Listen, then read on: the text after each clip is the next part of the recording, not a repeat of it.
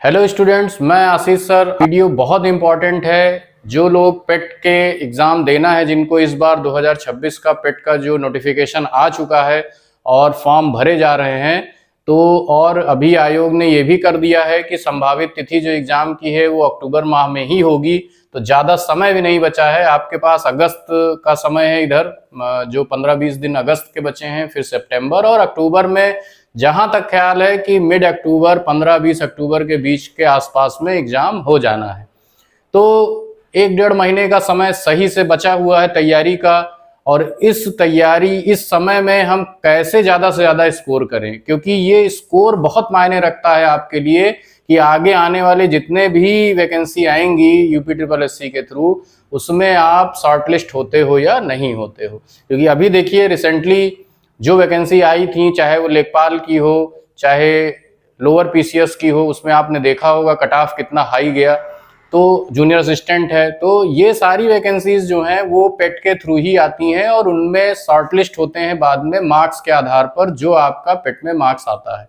तो इसलिए आप कम से कम टारगेट करिए कि 70+ मार्क्स आए, ताकि 100 में 70+ जब आपका मार्क्स रहेगा तो अच्छा परसेंटाइल बनेगा और फिर शॉर्टलिस्ट आप सभी जितनी भी वैकेंसी आएंगी सबके लिए आप शॉर्टलिस्ट लगभग हो जाओगे।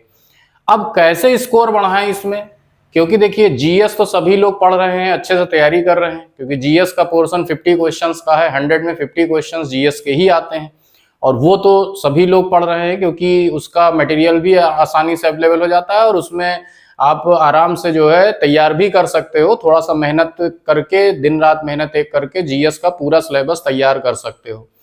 यहाँ दिक्कत जो आती है उसके बाद जो सबसे बड़ा पोर्शन है वो है मैथ का। मैथ में 20 क्वेश्चन DI और GI मतलब data interpretation and graph interpretation का आता है। यही सबसे बड़ा की रोल अदा करता है एक तरह से आपके मार्क्स को बढ़ाने में, क्योंकि देखिए 50-55 तो लगभग सब लोग हासिल कर लेते हैं। अगर ठीक ठाक पेपर होता है तो 50 के करीब सब लोग पहुंच जाते हैं, 50 मार्क्स के करीब। लेकिन 60+ अगर करना है तो वहां आपको मैथ और रीजनिंग, ये दो भी बहुत अच्छे से करना होगा। अब रीजनिंग का वेटेज बहुत कम है, क्योंकि केवल 5 क्वेश्चंस हैं। मैथ जो जनरल मैथ्स है, जो बहुत आसान आती है, वो भी 5 क्वेश्चंस हैं। तो वो चलो 10 क्वेश्चन है, 10 में रीजनिंग के 5 कर लिया आपने। जो जनरल क्वेश्चन 5 मैथ के आते हैं उनमें से भी 2-3 कर लिया, कोई दिक्कत नहीं है। लेकिन जो वेटेज है 20 क्वेश्चंस का, वो आपका DI का वेटेज है। और DI में अगर इस 20 में आपने 15 क्वेश्चन भी सही कर दिए, या हम कह रहे हैं 12+ क्वेश्चन भी सही हो गए, तो उन्हीं बच्चों के आराम से मार्क्स 70+ हो जाता है या 65+ हो जाता है। और वो 65+ फिर हर एग्जाम जो आने वाला है UPSSC के थ्रू, जितनी भी वैकेंसी आने वाली है, सब में आपको शॉर्टलिस्ट करा देगा। तो इसलिए आज ही से आप लोग जुट जाओ कि DI में कम से कम टारगेट रखो कि 20 प्रश्न अगर आना है तो 15 तो कम से कम सही हो। और देखिए बहुत आसान है, बस केवल आंकड़ों को सही से, जो इसका मतलब मेन मतलब क्या है DI का, पहले आप ऐसे समझो कि ये कोई ऐसा नहीं है कि बहुत बड़ी डिफिकल्ट चीज दे दिया पेपर में, या बहुत ही ऐसा दे दिया कि जो हमको मैथ नहीं आती है तो हम नहीं कर पाएंगे। DI का मतलब है कि जो प्रश्न दिया गया है वो एक डेटा के तौर पे दिया गया है आपको, या एक ग्राफ के तौर पे दिया गया है, या किसी टेबल के तौर पे दिया गया है, और उस टेबल या डेटा या जो ग्राफ है उसमें से आपको आंकड़ा निकाल के और प्रश्नों का उत्तर देना है। अब देखिए प्रश्न भी जो है सिर्फ 3 ही कैटेगरी का आता है। यानी DI में, अभी हम बताएंगे कि DI में किस किस कैटेगरी के मतलब आते हैं प्रश्न, जो है क्या है।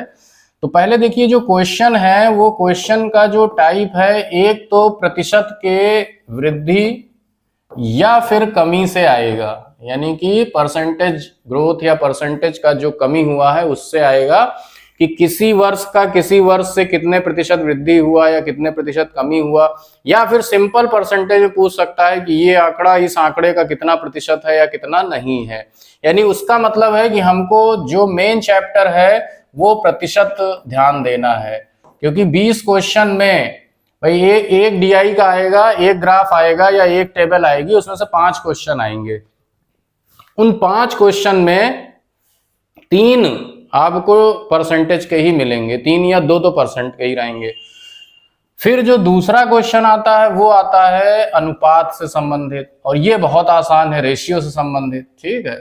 और तीसरा टाइप का जो आता है वो आता है औसत से संबंधित, एवरेज से संबंधित, ठीक है। तो एवरेज, रेशियो और परसेंटेज, ये 3 टॉपिक अगर जिसने पढ़े हैं अच्छे से तो फिर उनका डीआई गलत नहीं हो सकता।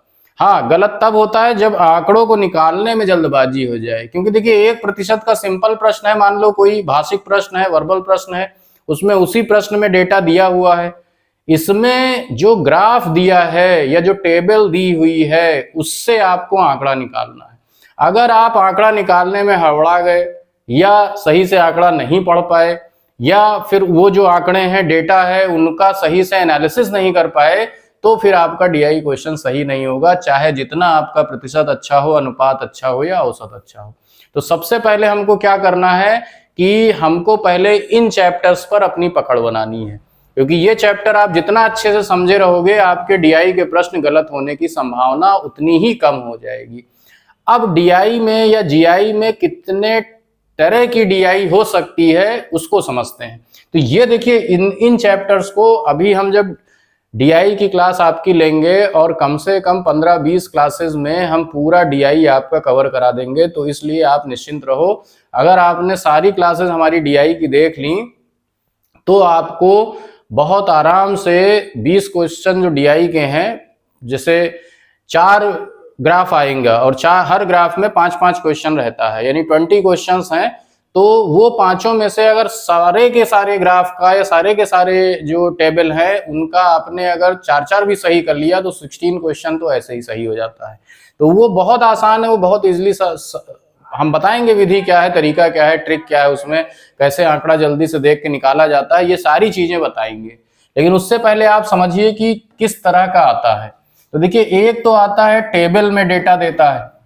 अब ये टेबल का मतलब है कि सिंपल जैसे टेबल होती है इस तरह से एक टेबल रहेगी, किसी 2 साल का या ए या बी कंपनी का दे दिया आंकड़ा, या कोई 2 टेबल दे दिया, दोनों में से छांट के बताना है, या कोई बड़ी टेबल है उसमें 4-5 कंपनी का दे दिया, कि जैसे कोई स्कूल है या कुछ है। जैसे आप ऐसे समझ सकते हो कि टेबल ग्राफ जो होते हैं, तो टेबल ग्राफ में कभी कभी बड़ी टेबल दे देते हैं इस तरह से, और किसी कंपनी के उत्पादन का ईयर वाइज दे देते हैं इस तरह से, कई सारे ईयर्स का दे दिया, ठीक है, कंपनी ए, कंपनी बी, कंपनी सी, कंपनी डी का, और इधर ईयर दे दिया 2001, 2002, 2003, इस तरह से कई सारे ईयर्स का। तो वो तो आप प्रीवियस ईयर पेपर देखोगे तो आपको उसका वो क्वेश्चन का जो तरीका है वो आपको पता चल जाएगा। लेकिन अभी हम ये आपको बता रहे हैं कि किस किस तरह के डीआई आते हैं।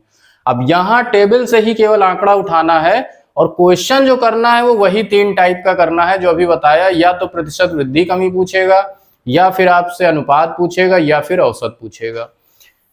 एक जो बहुत ज्यादा आता है वो देखा गया है लाइन ग्राफ आता है।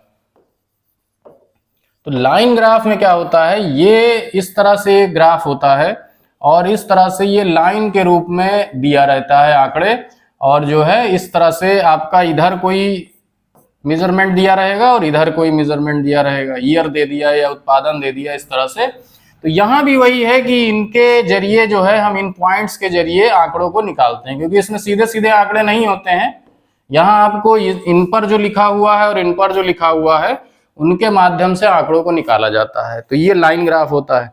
एक होता है पैरेललोग्राम, या इसको तो दंड चित्र कहते हैं, लाइन ग्राफ कहते हैं, दंड आरेख भी बोला जाता है। लेकिन एक होता है जिसमें पैरेललोग्राम या आयत बने होते हैं, ठीक है, अलग अलग। तो इसको बार ग्राफ कहते हैं, कि बार के रूप में अलग अलग इस तरह से। ये भी आसान है, ये सबसे आसान तो यही होता है। इसमें अंदाजा भी बहुत आराम से लग जाता है कि कहाँ सबसे ज्यादा परसेंटेज वृद्धि हुई है या कहाँ सबसे परसेंट कमी हुई है। तो ये सारे टॉपिक हम आपको बताएंगे, एक एक टॉपिक एक एक ग्राफ कराएंगे। तो ये एक बार ग्राफ है। एक इसमें आता है पाई चार्ट, क्योंकि पाई चार्ट भी हमेशा आया है ज्यादातर एग्जामों में। तो उसमें सर्किल के रूप में इसी को कई भागों में बांट देते हैं, इस तरह से अलग अलग भागों में बांट दिया, और या तो ये एंगल देगा, केंद्रीय कोण दे देता है, और या फिर अगर सर्किल दिया हुआ है तो उस सर्किल में अगर केंद्रीय कोण नहीं देगा तो इनको परसेंटेज में दे देगा कि ये 20% है, ये 30% है, ऐसे पूरा बांट देगा। तो इसकी भी एक अलग तरीका है, लेकिन पूछेगा प्रश्न वही कि प्रतिशत इस चीज का इस चीज से कितने प्रतिशत अधिकता है, या इस चीज की इस चीज से कितने प्रतिशत कमी है, या फिर इस वर्ष का इस वर्ष से अनुपात बताओ, या फिर किस वर्ष में कंपनी का उत्पादन औसत उत्पादन से कम रहा, या किस वर्ष में कंपनी का उत्पादन औसत उत्पादन से ज्यादा रहा। तो ये सब चीजें ही पूछा जाता है। तो ये जो हम सीरीज अपनी चलाएंगे डीआई की सीरीज, पूरी पेट के लिए डीआई की, इसमें हम आपको पहले तो जो टॉपिक है उनको पढ़ाएंगे, प्रतिशत वृद्धि कमी पूरा कॉन्सेप्ट क्लियर कर देंगे, औसत का कॉन्सेप्ट क्लियर कर देंगे और अनुपात का क्लियर कर देंगे। उसके बाद एक क्लास में एक डीआई पूरी सॉल्व करवाएंगे, जैसे 5 क्वेश्चन है तो उस डीआई को पूरा एक्सप्लेन करके, और एक क्लास में 2 या 3 ग्राफ या 3 पाई चार्ट या 2 पाई चार्ट जैसा भी होगा उसको कराएंगे। यानी आप 15-20 लेक्चर में आप पूरा डीआई बहुत अच्छे से तैयार कर सकते हो। तो आगे डीआई को अच्छा तैयार करने के लिए बने रहिए, और ये पूरी सीरीज के वीडियो सारे आप देखिएगा। और मैं दावे के साथ कह सकता हूं कि अगर आपने सारे वीडियो अच्छे से देख लिए तो आप 20 में 20 भी कर सकते हो। अगर थोड़ा सा अच्छे से सीरियस होके अगर कैलकुलेशन वगैरह अच्छे से कर ली वहां पर और गलती नहीं हुई तो 20 में 20 भी आ सकता है। तो करते हैं, फिर साथ में जुटते हैं और कम समय में जल्दी से जल्दी अपना सिलेबस कवर करते हैं।